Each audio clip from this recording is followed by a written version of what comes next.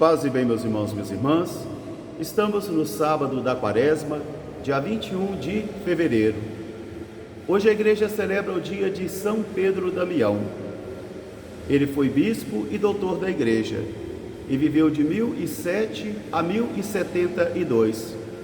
O nosso evangelho de hoje é retirado do livro de Lucas, capítulo 5, versículos de 27 a 32.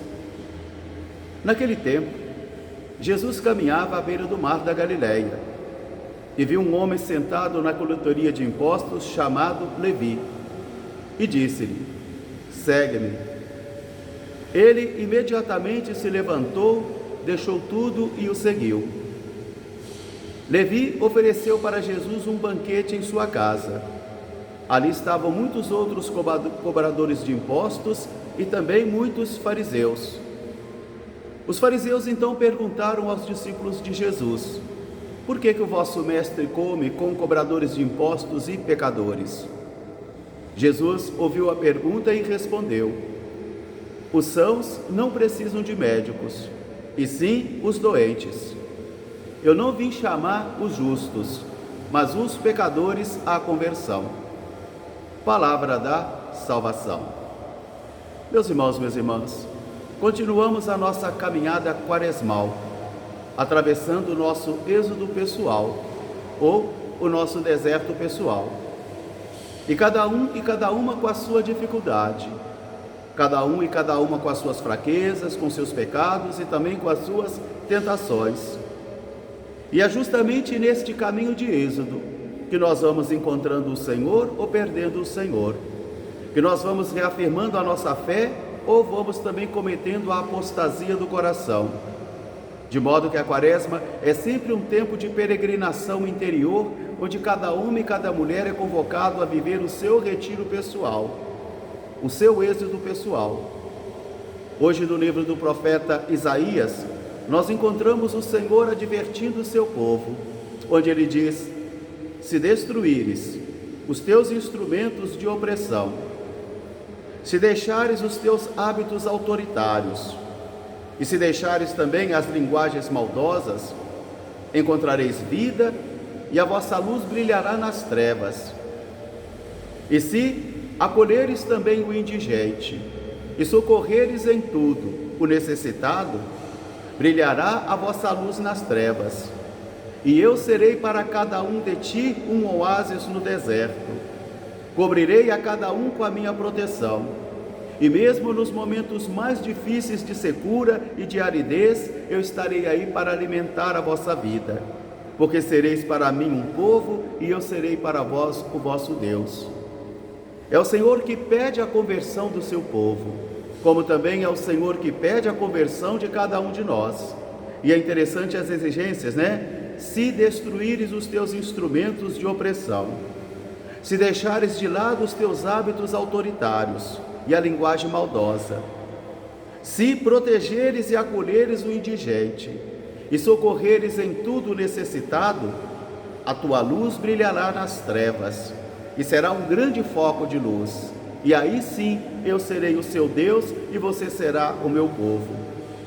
É o grande convite de conversão que Deus faz a mim e a você, porque todos nós, em decorrência da nossa fragilidade humana, em decorrência também da nossa condição humana de pecadores, todos nós precisamos e necessitamos passar continuamente por esse processo de purificação, de iluminação interior. Daí que a Quaresma é esse tempo sagrado, um tempo para que eu e você realizemos esta peregrinação espiritual para exorcizar toda a sombra de mal, toda a sombra de pecado que tende a querer dominar a nossa alma e o nosso coração. Vamos ao mar da Galileia com Jesus, porque ele está chamando um dos seus cooperadores, um homem chamado Levi, e que depois será chamado de Mateus. Segundo a lei, um homem impuro. Segundo Israel, um traidor. E segundo todo o povo, um homem perdido. Porque ele cobra impostos para um país estrangeiro. Ele não cumpre a fidelidade das palavras de Deus. Por isso é chamado de publicano e pecador. E é justamente para esse aí que Jesus vai dirigir o seu olhar. É justamente para ele que Jesus vai enxergá-lo na coletoria de impostos, quer dizer, no seu ambiente de trabalho, no seu ambiente de impureza. Ali, não sei se ele era honesto ou desonesto, não sei se era um cobrador de impostos honesto ou desonesto, isso nós não sabemos. A única coisa que nós sabemos é que toda pessoa que lida com dinheiro tem a fama de ser desonesta. Às vezes a pessoa nem precisa ser desonesta e nem é desonesta, mas ela fica com a fama de ser desonesta, porque os cobradores de impostos cobravam a parte deles e também a parte daqueles que exigiam. Por isso é para esse aí que Jesus vai dirigir o seu olhar, é para ele, para aquele que talvez os outros discípulos vindos do judaísmo não olhariam jamais para ele, porque o teria como um homem impuro e pecador. Mas é a ele que Jesus dirige o seu olhar nesta manhã, e é a ele que Jesus vai dirigir o convite: vem e segue-me. Diz o nosso texto que imediatamente Levi se levantou da sua coletoria de impostos, deve ter revisto toda a sua vida, deve ter feito um profundo exame de consciência, mas isso aí foi para ele um grande elemento divisor de água, porque é um Levi antes e um Levi depois do encontro com o Senhor.